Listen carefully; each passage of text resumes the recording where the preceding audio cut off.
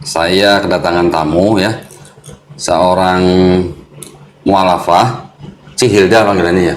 Ya, Assalamualaikum Cik. Waalaikumsalam kok. Masya Allah, sehat. Alhamdulillah sehat. Alhamdulillah. Sekarang mukanya cerah ya. Ah gitu ya. Cerahnya karena cerah apa nih? Karena nikmat Islam atau gimana? Karena wudhu ya. Oh karena wudhu. Masya Allah, wah, keren. Gimana kabarnya? Alhamdulillah baik kok. Alhamdulillah. Waktu itu apa? Syahadat bulan apa ya? Lupa juga saya. Waktu syahadat tanggal 25 Agustus. 25 Agustus, September, Oktober, 2 bulan ya? Belum sumur jagung berarti ya? Iya belum. Alhamdulillah. Udah bisa sholat? Udah. Alhamdulillah udah. Udah hafal berapa juz? Belum. Masya Allah. Yang penting bisa sholat dulu. Ya. Yang penting bisa sholat dulu. Nanti step by step. Nah, kita mau ngobrol-ngobrol ya sebentar ya sama Cilda. Cilda ini juga sebenarnya datang dari jauh nih. Dari mana? Sorong? Dari Sorong, Papua Barat. Lahir di sono? Enggak, lahir di Jakarta. Oh, lahir di Jakarta. Terus ngapain? Cuman di sana kan dulu sama mantan suami ke sana. Itu kira-kira 15 tahun yang lalu. Jadi tinggal di sana udah 15 tahunan. Oh gitu. Jadi udah bisa bahasa daerah sono berarti? Enggak, cuman logatnya aja. Kalau di Papua itu logatnya aja. Oh gitu ya, di Sorong ya? Sorong. Rame Sorong ya? Sorong rame, banyak pendatang juga. Gereja banyak? Banyak, masjid juga banyak. Oh masjid juga banyak? 50-50 lah. Oh 50-50, Alhamdulillah. Terus gerejanya apa dulu? Lupa gua. Aku dulu gerejanya di GBI Rock. GBI Rock? GBI Rock yang ini? Bukan, Pak Timotius Arifin. Siapa? Pak Timotius Arifin. Timotius Arifin, oke. Pusatnya di Bali. Oh pusatnya malah di Bali? Oh gitu, jadi berapa tahun di GBI Rock itu? Di GBI Rock itu udah lama sih, udah sekitar 7 tahunan gitu 7 tahun. Ya. Udah apa namanya, jadi pelayanan juga. Pelayanan. Gitu. Ngapain tuh? Narikin kolektor? Ya apa, jadi di Komsel itu, Komsel. Komsel. Komsel tuh aku jadi sekretarisnya. Terus kayak aser ya. Aser. Yang terima tamu ya, gitu. Ya. Gitu. Yang terima per bulan nggak? Enggak. Lama juga ya 7 tahun ya. Tapi sebelum ke Sorong memang udah Kristen sebelumnya. Aku kan lahir Kristen memang. Enggak dong, lahir lu Muslim aja. Lahir Muslim, lu jadi Kristen karena orang tua. Nah, terus? Tapi papanya aku nih mualaf. Oh, papanya mualaf? Papa aku mualaf. Okay. Jadi papaku kan pisah sama mamaku, menikah. Jadi dia mualaf. Nah, waktu aku kecil itu karena ikut papa ya, jadi tuh ya ikut-ikut sholat, ikut-ikut ngaji gitu kan. Oh, gitu. Jadinya, tapi pas udah nggak ikut lagi, nggak ikut papa ya udah jadi Kristen karena teman. Oh, karena teman, bukan karena nyokap. Bukan, nyokap Buddha. Oh, nyokap Buddha malah. Oh. Jadi pas ke Sorong memang udah Kristen, udah Kristen. Okay. Terus udah selama di sono? Selama di sana ya kegiatannya ya kerja, gereja, hanya itu aja. Oh, gitu. Jadi rumah tangga, gereja, kerja, gitu aja muter-muter gitu. Mantan suami apa? Mantan suami Kristen. Katolik atau Kristen? Dulu dia Katolik, terus dia ikut aku jadi GBI. Oh gitu. Dari Katolik malah ke Protestan. GBI ya.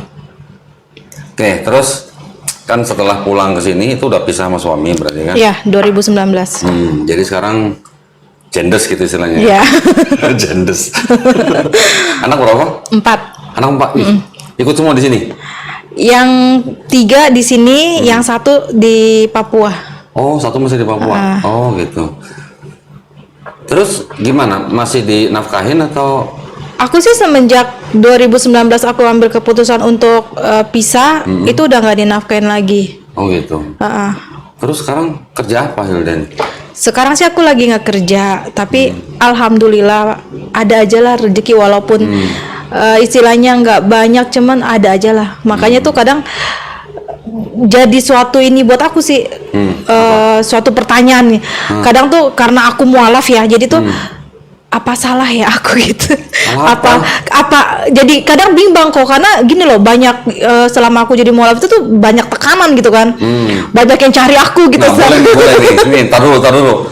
Ini saya pengen denger nih suka dukanya setelah jadi mualaf itu gimana? Boleh nih. Suka dukanya ya, dari keluarga ya. Dari keluarga tuh, dari cicinya aku tuh sampai WA aku, dia bilang kenapa ambil keputusan itu.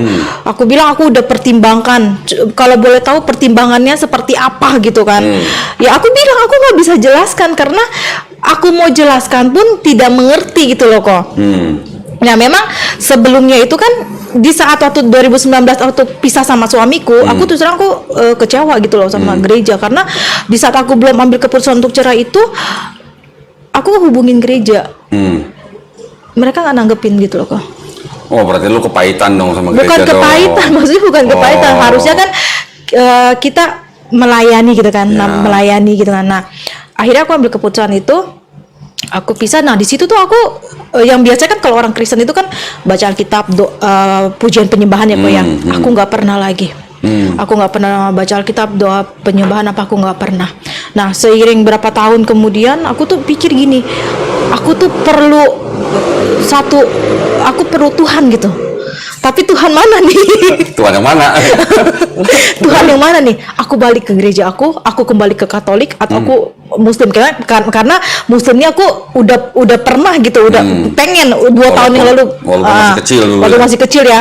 Nah, cuman di saat aku denger lagu Hidayah gitu, aku tuh kayak hatiku tuh kayak sedih banget kok Tuhan minta hidayah. Iya. Siapa yang nyanyi? Desi Ratnasari. Wis, Nah. terus. Jadi akhirnya aku memutuskan untuk jadi mualaf. Nah, di saat aku jadi mualaf tuh mamaku nggak boleh nih kok. Mamaku nggak boleh lagi. Nah, mamanya kan Buddha. Mamaku Buddha. Terus apa urusannya orang dari Kristen ke Islam? Ya karena kan namanya keluarga kan istilahnya dari Muslim tuh jauh banget gitu kan. Oh, berarti mamanya punya pemikiran sesuatu yang mungkin kurang bagus kali ya soal Islam. Enggak sih, pokoknya mama tuh bilangnya nggak boleh gitu kan. Apapun asal jangan Islam gitu ya. Nah, akhirnya aku kasih pengertian ke mamaku. Mamaku izinin tuh kok. Mamaku izinin, besoknya langsung aku ke mualaf center itu. Oh gitu. Oh, Terus mamaku bilang, yaudah nggak apa-apa masuk Islam, tapi nggak boleh pakai hijab. Dia bilang, apaan sih tuh gombrong-gombrong, dia bilang gitu. Oh gitu. Iya. Nah, terus dari cici aku, jadi gini loh, apa yang aku pilih itu dianggap salah kok. Aku mualaf itu dianggap salah, dianggap itu karena gini, di Kristen itu kan dibilang Tuhan Yesus katanya jalan kebenaran, keselamatan, keselamatan hanya di dalam Tuhan Yesus gitu kan. Nah, aku bilang ini udah pilihannya aku. Terus kan aku kan namanya tinggal di apartemen yang lingkungannya banyak Chinese ya, Kristen. Pernah aku ditanya gini, Hilda, memang kamu benar udah masuk Islam? Aku bilang iya. Itu aku beliin kamu sate B2 ya, dia bilang kamu makan ya, aku bayarin. Sate babi maksudnya? Iya. Terus ada yang ngomong, dia nggak nanya babinya udah sunat belum? Terus ada yang ya gue beliin nasi campur ya, B2 ya, lu makan nih, gue bayarin nih. Itu teman-teman di iya. Masih begitu? Iya. Ya, terus. Terus ada yang bilang, lu jadi mualaf tuh bermodal dong. Pokoknya, nih ntar lu mati di kayak giniin. Terus pokoknya banyak yang julitin gitu kok. Cuman aku tuh cuma diem aja. Maksudnya, ya ampun, kok gini banget sih gitu kan. Terus ada lagi yang bilang, Ini satu apartemen Chinese semua gitu? Rata-rata ya, hampir 90% ya. 90% sampai 95%. Nggak ada yang pakai hijab gitu di apartemen itu? Yang aku pernah lihat sih satu orang aja yang Muslim ya gitu. Oh gitu. Ada pokoknya nggak banyak lah kok. Berarti Cina yang pakai hijab cuma lu doang di situ? Iya. Aku juga nih mau pakai hijabnya, aku kadang tuh berpikir, aduh aku nanti diinin orang nanti kayak gimana ya kok. Cuman pengen, maksudnya ada dalam hati tuh pengen pakai hijab gitu. Terus kan akhirnya ada lagi yang teman-teman gereja aku nih pada yang tadinya nggak pernah syahelo gitu kok teleponin aku, hanya teman gereja ya di Jakarta apa di Sorong? Di Sorong. Terus teleponin aku hanya untuk memastikan nih bener nggak nih sih Hilda ini masuk jadi mualaf gitu. Mereka pada tahunya Hilda mualaf dari siapa? Gara-gara TikTok aku pakai hijab. Adalah satu orang, ada ibu-ibu lihat, disebar loh kok. Jadi tuh istilahnya gue jadi topik. Jadi topik di sana. Udah gitu, pada telepon kok. Bener, sampai aku dibilang aku lagi hilaf lah, keputusanku salah lah, aku disuruh balik sama suami, aku disuruh balik ke gereja. Dan setelah aku bilang ini maaf bu, ini udah keputusan aku, udah orangnya ngetelepon. Padahal awalnya tuh ngomongnya gue kangen nih sama ibu Hilda, kan kita kan sama-sama di gereja gini. Padahal tuh hanya untuk memastikan aku bener mualaf apa enggak gitu. Pendetanya nggak tahu. Nah, waktu itu aku dengar dari teman pendetanya itu waktu khotbah itu menyampaikan lah ada sama jemaat kalau memang dia nggak sebut nama, cuman kan kalau orang yang kenal aku kan tahu dong itu Ibu siapa Hilda. lagi? Sampai temanku bilang Ibu Hilda, kamu gosipnya kamu tuh tersebar roh gitu di Sorong gitu. Aku bilang, wih hebat banget gue kayak artis. Kayak artis. Jadi tuh dari umur satu gitu. Sampai ada teman aku tuh yang nggak mau aku hubungin lagi ya kok karena aku mualaf karena dia udah teman baik banget aku sama dia di Sorong ya, teman baik banget. Dia memang pesan, Hilda jangan sampai lu masuk Islam nih, jangan. Tapi pas beletak begini aku masuk Islam, kok tahu aku ya dia nggak ini sampai detik ini dia nggak mau balas aku gitu. Ada lagi yang kasih kesaksian sama sampai minta nomornya aku boleh nggak nih minta nomor Ibu Hilda? Aku bilang kasih aja nanti aku jawab gitu. Akhirnya dikasih tuh kok sampai dia kasih kesaksian sampai panjang. Aku nggak baca, aku diemin aja.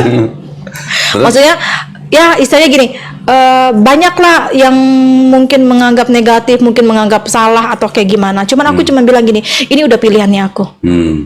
Dan anak-anakku juga di rumah kan mereka Kristen semua ya kok. Sampai kok mantan suamiku tuh harus anak-anak ke gereja.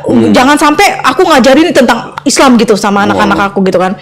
Terus sampai aku nih ikut ke gereja nih, fotoin anakku nih ke gereja, aku kirim ke mantan suami. Anak ke gereja, foto, kirim ke mantan. Iya. Salah, ini ojol. Apa gitu kok. Terus? Kalau enggak nanti akibatnya fatal lah, nanti dia gimana gitu. Ya aku saya gini loh kok. Malah anakku bilang gini, Mami semenjak Mami masuk Islam, Mami tuh jadi lebih baik katanya. Gitu? Anaknya ngomong? Iya, Masya Allah. anakku. Terus? Anakku ya, aku nggak ngajarin dia tentang Islam gimana. Anakku suka bilang, Masya Allah. Cewek. Oke. Dia suka bilang, diajak sholat? Ya aku nggak mau paksa, nggak bisa paksa. Ngajak doang, bukan paksa ngajak. Kok tahu nggak? Aku kalau subuh, kalau misalnya azan gitu ya, anakku yang bangunin. Nih, Mami nggak sholat. Iya aku sholat. Padahal dia beda gitu kan. Terus kalau misalnya umur berapa itu? Umur 12 tahun. Oh 12 tahun. Malah dia kadang suka bilang, Masya Allah, ya Allah, gitu. Ya aku bingung, ini anak ngomongin aku nggak ngajarin gitu loh kok. Oh gitu ya. Udah kalau udah begitu mah sholat aja. Dia nggak bisa, bapaknya belum. Oh karena bapaknya. Terus kalau kemarin aku sakit nih, anak aku malah bilang gini, makanya sholat. Aku digituin sama dia. Aku bilang orang Mami sholat kok dia bilang gitu. Terus kan aku lagi sakit, aku baca Al-Fatihah ya kok. Dia bilang gini, iya kalau sakit aja baca Al-Fatihah, kalau nggak sakit aja. Aku jadi, kok dia anak lagi. Itu anak aku, padahal dia Kristen kok. Wah Masya Allah. Tapi itu anak berarti udah mulai dihampirin hidayah itu kalau begitu. Ya cuman kan dia masih takut. Masih takut sama papanya ya. Iya. Karena bapaknya kan tanya, Mami ada ajarin kamu yang berbau Islam nggak gitu? Oh, gitu? Bacaan gitu. Waduh, Anak monitor gitu ya? Iya, enggak. Makanya kan dia harus ke gereja. Anak-anak semua dipantau harus ke gereja. Nggak boleh ikut jejaknya Mami gitu. Sampai begitu ya? Iya. Tapi kenapa anak yang sekarang ikut di Jakarta itu kenapa nggak ikut di Sorong aja kalau begitu? Nah, justru mantan ini minta anak ini untuk bawa ikut dia karena takut kebawa aku jadi mualaf kayak gitu. Aku sih bilang aku nggak paksa anak untuk ikut agamanya aku. Tapi dinafkahin nggak itu anak? Anak aku ini dinafkahin setiap bulan hanya dikasih 650 buat untuk makan. Oh, terus yang lain-lain? Yang lain-lainnya aku harus tutupin dengan uang aku, padahal aku juga nggak kerja gitu kan. Waduh. Nah terus gimana nutupinnya? Ya itu kadang ya itu juga kadang aku juga kadang bingung juga. Cuman alhamdulillah ya itulah kok ikhtiar sama berdoa aja. Iya benar.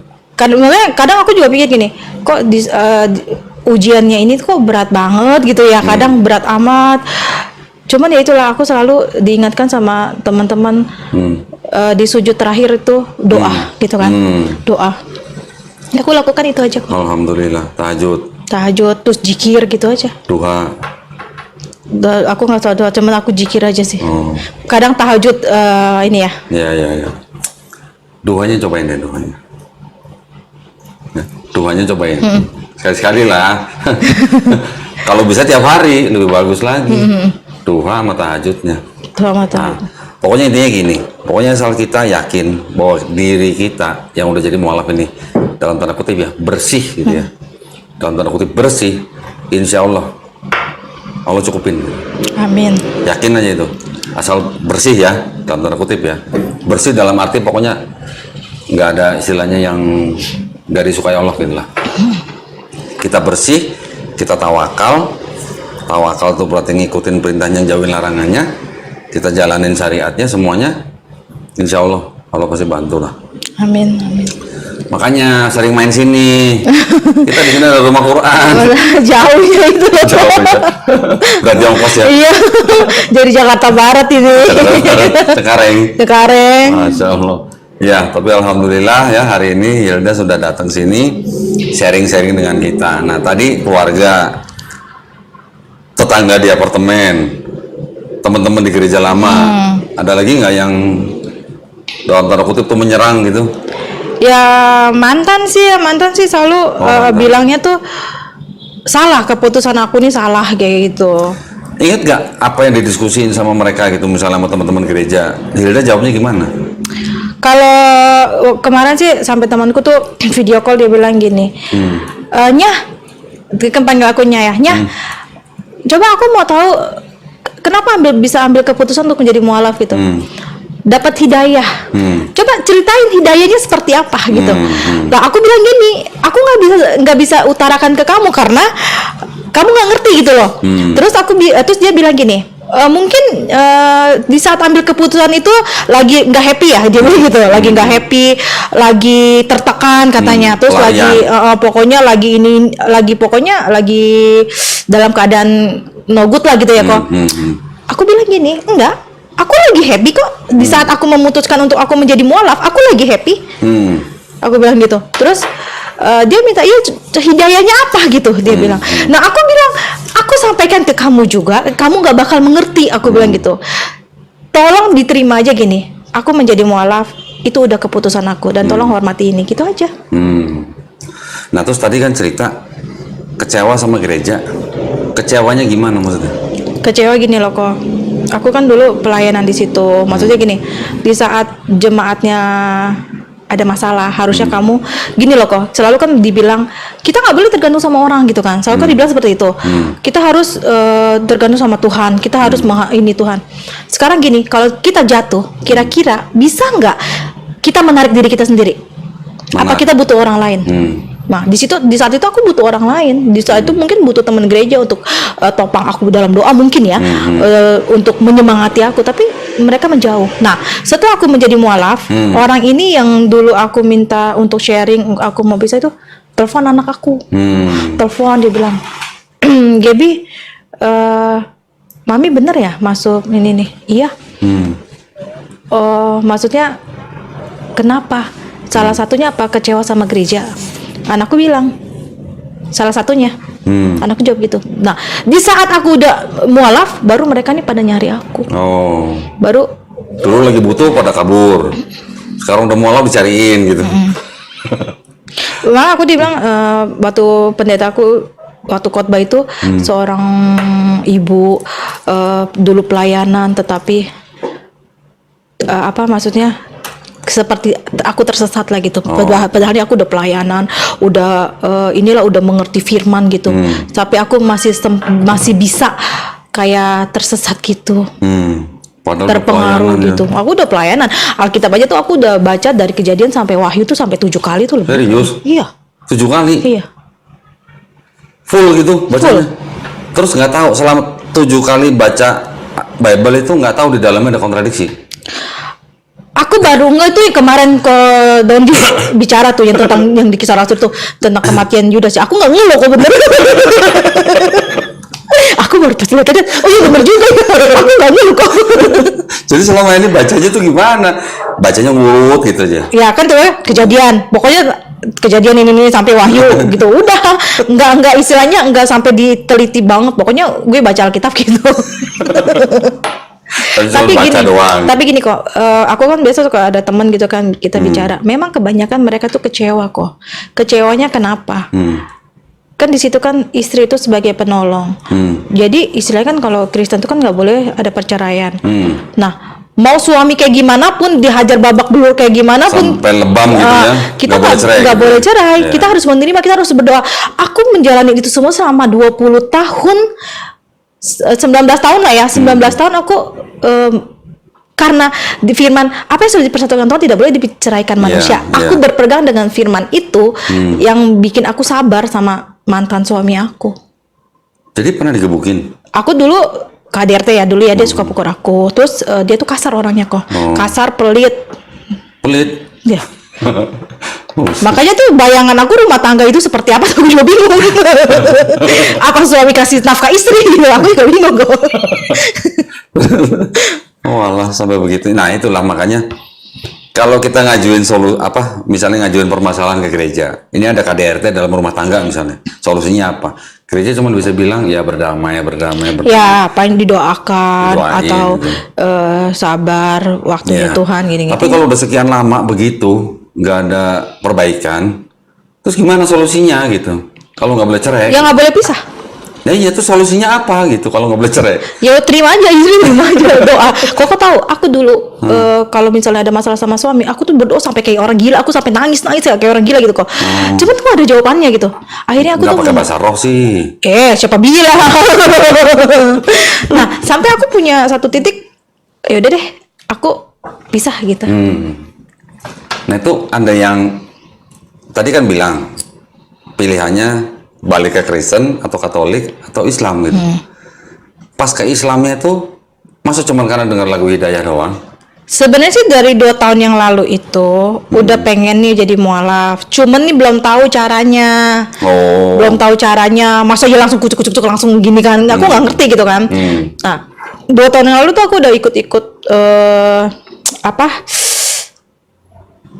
puasa ya sama teman-teman kumpulan aku yang kursus bahasa Turki. Hah? Bahasa Turki? Mau ngapain bahasa Turki? Aku suka bahasa Turki. Serius? Iya. Bisa? Coba dong. Merhaba. Benim Adem Hilda. Selamat datang gitu. Merhaba itu halo. Oh halo. Itu gue ya. Gue kirain marhaban. Kok bisa senang bahasa Turki? Mau ngapain? Mau jadi tour guide di sana gitu? Enggak, suka aja bahasa Turki. Oh gitu. Sebabnya? Karena sinetron. Sinetron. Gue kira ada apaan. Gue kira mau jadi tour guide di Turki. Enggak, karena sinetron jadi ini bahasa apa sih? Itu kan Turki itu kan salah satu bahasa tersulit di dunia. Jadi aku tertantang, aku mau belajar bahasa Turki gitu. Bahasa tersulit di dunia mah bahasa Cina lah. Salah satunya Turki juga. Satu huruf gimana? Lu coba ada berapa ribu huruf? Turki juga ini loh kok, nggak ada titik komanya. Kok dengerin deh kalau orang Turki masih ada ya, walaupun hurufnya huruf nggak seperti huruf Latin. Tapi kan nggak mungkin satu kata satu huruf. Dia ada huruf yang misalnya kayak I gitu kan. I-nya kan ada 2, ada I yang ada titik, ada yang enggak. Kalau ada titik bacanya lah I, kalau yang nggak ada titik bacanya E. Oke, tapi kan itu kan satu kata masih gabungan beberapa huruf. Nah kalau Cina kan satu kata satu huruf, gimana lo? Tapi aku ribu kata, sukanya tuh bahasa Turki, jadi belajar bahasa Turki. Gitu ya, kok bisa ya, aneh ya. Cina ada bingung banget. Bahasa Mandarin ini bisa? Enggak. Generasi yang hilang berarti. Sukanya bahasa Turki. Waduh, Masya Allah. Nah, terus gimana dong? Sekarang udah 2 bulan, udah jadi mualaf. Itu sekarang yang godaan-godaan yang seperti tadi ceritain udah lewat atau gimana? Aku masih ada? Aku tutup WA aku. Tutup WA? Nggak mau dihubungin. Oh gitu? Oke, ya bagus lah, itu juga langkah yang maksudnya bagus. Ya daripada pusing, jadi aku kan orangnya baperan nih. Jadi daripada gue baper, udah lah mending tutup aja. Oh berarti masih ada sebenarnya kalau dibuka ya? Ada. Oh, okay. Masih ada yang nyari lah, ada yang nanya-nanya lah. Pasti ya kenapa dari gitu. Gereja Sorong? Iya, dari teman-teman juga di Sorong, dari keluarga. Ya sekarang sih kayak cici aku sih kemarin terakhir ketemu udah nerima gitu ya. Malah pas kita lagi makan, Coba tuh kan pesan misalnya capcay spesial, tuh coba tanya tuh spesialnya, spesialnya apa maksudnya? Jangan-jangan nanti ada yang lu nggak bisa makan, dia bilang gitu kan, kayak gini. Berarti oke lah. Iya, tapi aku sih masa bodoh lah gitu aja. Tapi oke lah. Tapi gini juga loh, restoran di Jakarta itu maksudnya tukang parkirnya, kalau dia tahu restoran ini nggak halal, tukang parkirnya cuek. Beda sama di Palembang. Gue dulu pernah kan, berapa lama di Palembang kan, ngekos di sana, jadi anak kos di Palembang. Sama istri nih, istri kan berhijab kan. Kita datang, kita pengen mie ayam gitu. Datang ke satu kawasan, banyak restoran mie ayam. Baru mau parkir, tukang parkir udah begini. Begitu ngeliat istri berhijab, suruh pergi. Nggak halal gitu. Pindahlah kita ke restoran lain kan. Begitu juga gitu. Begitu mau parkir, udah diginiin lagi sama tukang parkir. Nggak halal gitu. Keren dong. Keren. Di Jakarta pernah nggak lihat? Nggak.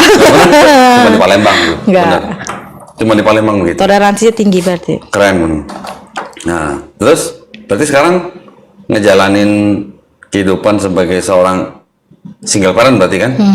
Single parent, mualaf, baru lagi ya. Gimana? Berat apa enggak? Berat apa berat? Berat. Oh berat. Berat sih, maksudnya kesininya tuh ujiannya banyak gitu. Cuman kan aku juga kadang suka sharing-sharing gitu kan sama teman-teman yang mualaf lain. Dibilang memang kalau mualaf itu, apalagi kita mualaf itu ujiannya gini. Waktu itu aku pernah juga bicara sama ngobrol ya sama Kak Tere gitu kan, yang mualaf juga. Ya dia bilang memang. Wah kenalnya Kak Tere lo, keren lo. Pemirsa setuju nggak kalau undang Kak Tere ke sini gitu? Nanti aku tanya. Boleh ya. Nah, terus. aku kan Kak Tere juga bilang, ya nanti apa maksudnya kita mualaf itu memang banyak ujiannya, yang penting ya berdoa apa gitu kan. Ya aku sih denger aja pengalamannya mereka yang mualaf gitu. Ya kalau kayak Hilda nih, mohon maaf ya, bukan saya ngecilin ya, pasti berat ya, pasti berat. Tapi masih banyak yang lebih berat. Iya. Yang dibuang keluarga lah, belum nanti ada yang disekap lah di rumah lah, segala macam. Yang dibuang dari keluarga, contoh kayak Kohani lah, keluar duit cuma buat duit noban, coba bayangin. Berat ya, lebih berat, mungkin jauh lebih berat daripada Hilda. Tapi ya dengan iman, insya Allah pasti, Amin. pasti banyak bantuan lah. Amin. Tenang, Amin. semua Muslim itu bersaudara, ya, at least bersaudara dalam iman. Jadi, ya, semua Muslim itu bersaudara. Jadi jangan takut, gitu-gituan. Hubungin Mualaf Center. Amin ya. Mudah-mudahan juga siapa Hilda nih bisa menyelesaikan masalah yang belum kelar. Amin. Ya, biar cepet, biar semuanya dimudahin. Nanti biar apa namanya? Sekarang nih, mulai dari sekarang menjalani hidup yang baru gitu. Bukan jadi manusia baru kayak dibaptis sih, bukan. Malah menjalani hidup yang baru sebagai seorang mualaf, ibu rumah tangga, single parent ya. Insya Allah mudah-mudahan dikuatkan, dimudahin. Ada lagi mau ceritain? Ya kadang tuh orang tidak mengerti kalau orang bicara mungkin nyinggung kayak gimana, nggak ngerti perasaannya kita kayak gimana gitu kan. Sabar aja, Ya, udah sabar. kadang kayak di apartemen aku kan sampai dibilang aku, lu jadi mualaf tuh bermodal lah gitu kan, sampai ini nanti lu mati kayak giniin gitu. Dipocok, aduh mati aku. Emang diapain? Kasih lihat video pocong gitu kan. Ini nanti lu kalau mati diginiin gitu. Tanya dong, Yesus dikafanin nggak gitu? Sama sih sebenarnya. Sampai pokoknya banyak yang kayak lu masuk Islam nanti gini gitu. Cuman maksudnya tolonglah hormati gitu keputusannya kita. Kita kan juga hidup misalnya bukannya dari orang itu ya. Misalnya ya hormati aja lah. Kadang aku sedih loh kok, maksudnya aduh gitu. Janganlah, jangan sedih lah.